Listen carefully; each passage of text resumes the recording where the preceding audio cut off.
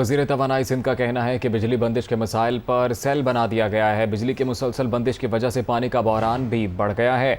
इम्तियाज़ शेख का ये कहना है कि के इलेक्ट्रिक से मुकम्मल लोड शेडिंग का शेड्यूल मांग लिया है। के इलेक्ट्रिक का कहना है सिर्फ एलानिया लोड शेडिंग की जा रही है। के इलेक्ट्रिक ने 24 घंटों में सूरत हाल बेहतर करने की यकीन दहानी कराई है। के इलेक्ट्रिक ने भी अपने मसाइल बताए हैं। इसी हवाले से तफसीलात जानेंगे मोनिस अहमद से। बताइएगा मजीद क्या कहना है इम्तियाज़ शेख का।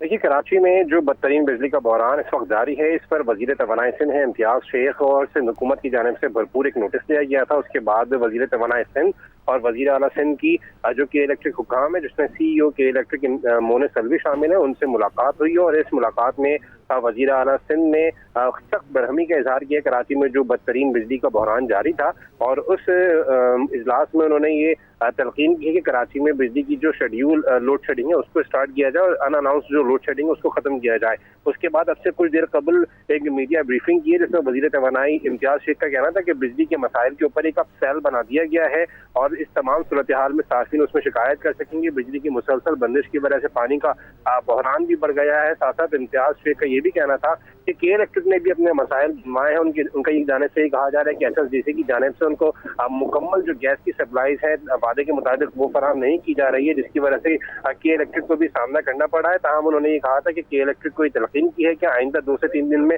बिजली की जो सूरत हाल है उसको बेहतर बनाया जाए, ताकि जो कराची के शहरी हैं उनको कम से कम मुश्किलात का सामना करना पड़े।